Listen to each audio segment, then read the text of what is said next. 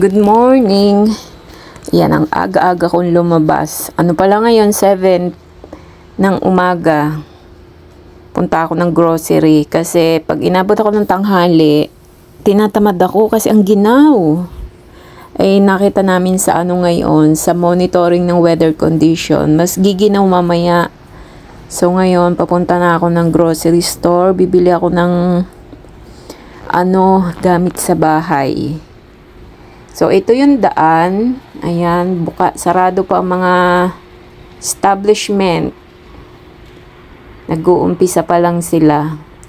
Dito sa Taiwan, late magbukas ang mga tindahan. Tapos, mostly ang kanilang mga pamilihan sa gabi. Late sila magsara sa gabi. Late din magbukas sa umaga. Baligtad naman sa Pilipinas, maagang magbukas, maagang magsara. Kasi dito palibas sa mga busy ang tao, sa gabi sila nag-grocery, sa gabi na mamasyal. Ayan, patawid na ako. So welcome, sa lang naman ako pupunta, sa welcome. Dating welcome, pero ngayon nag-iba na, naging Carrefour. Yan, ganito ang isenaryo ng Taipei City pag umaga. So, magtapon muna ako ng basura kasi meron akong basura. Ito yung 101. Yan, yung 101 Tower. Walking distance lang sa amin pero hindi ako pumupunta dyan. Napakadalang. Ayan, meron mga basurahan dito. Yan. So, may tuwing umaga yan, may naglilinis sila.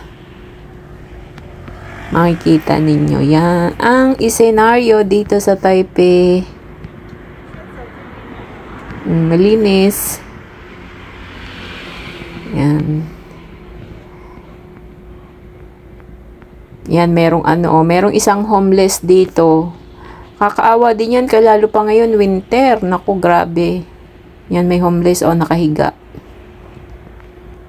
Meron marami ding mga sa Taiwan, mga pulube, pero yung mga yan may suporta yan ng gobyerno.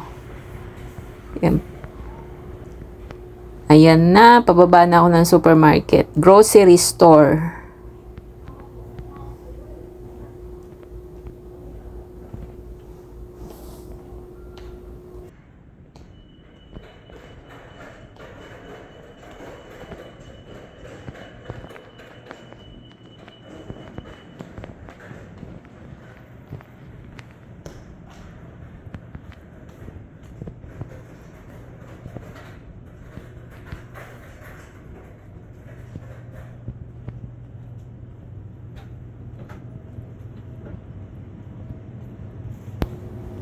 Ayan andito na, ito yung mga gulay.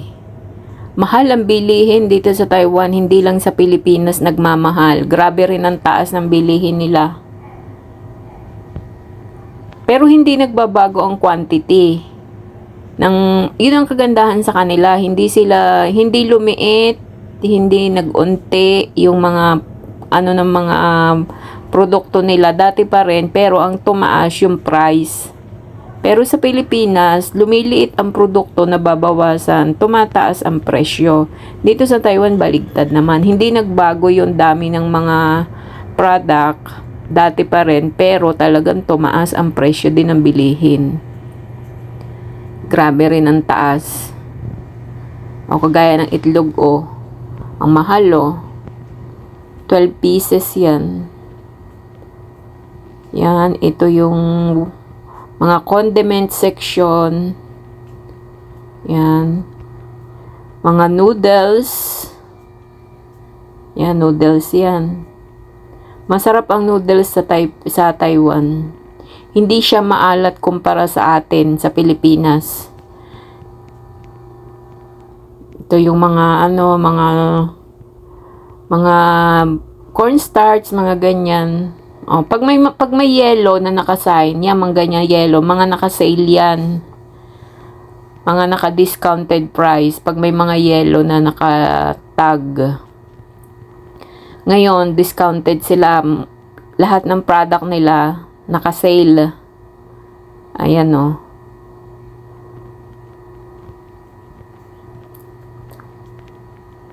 Kape. Yan, section ng kape. Mga naka-sale sila ngayon. Naka-sale sila pero mahal pa rin.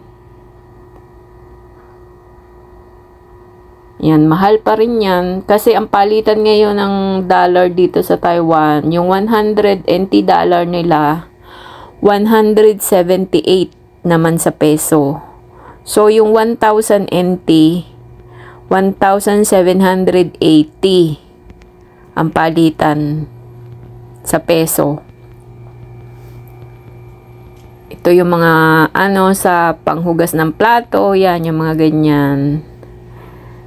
Yan. Ito ang kinuha ko pampakintab sa pangalis ng gabok. Tsaka ito panlinis ng CR. Yan $40. Pero mahal yan yung usual price niya.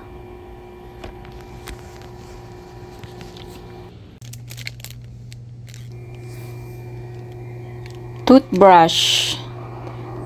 Sale. Colgate na toothbrush. Ito yung mumurahin. 9 pieces, 107. So, pumapatak na sa peso, 100, sa kulang 190, mga nasa 200, yan. So, 9 pieces.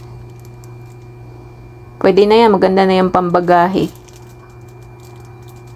Lahat ngayon sale, pero kapag yan ay walang sale, mahal. So, kapag mga nagbabagahe, aantayin mong mag-sale. Pero titingnan mo rin yung yung date. Kasi mahirap naman na kahit malapit na yung expiration. Pero mostly sa mga ganyan naman, hindi naman malapit na expiration. Kaya nila sinisale. Ayan, toothpaste. Mahal ang toothpaste dito, yung Sensodyne. Ito yung mga noodles. Masarap ang noodles nila.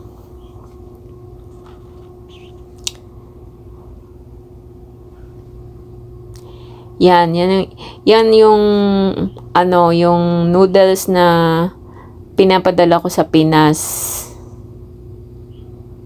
Kasi hindi siya maalat. Yan, yung nasa taas na yun. Yan, masarap yan. 134 NT dollar.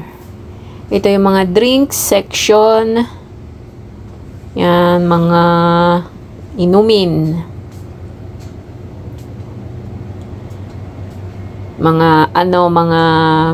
Yung mga fresh. Ito yung mga wine. Yan. Malapit na kasi yung Chinese New Year, kaya nagsisale sila. Ganyan sila eh. Basta may okasyon. Ito yung tinapay. Yan. Tingnan nyo yung tinapay, ang liliit niyan. Pero 24 NT, 28. Mahal talaga ang bilihin din dito. Hindi lang sa Pinas nagmamahal. Kaya pag inisip, hindi pa yan mga quality na bread. Kung pag namili ka sa bake shop, mas mahal. Mga pangkaraniwan tinapay lang to dito. Mura pa nga yan eh. Kaya pag inisip mo yung palitan ng NT to peso, para manghihinayang ka. Ayan $28. Wow, maliit lang yan, maliit lang yung nila, yung size, malaki lang sa video. Ayan na. So, kumuha ako ng isa noon.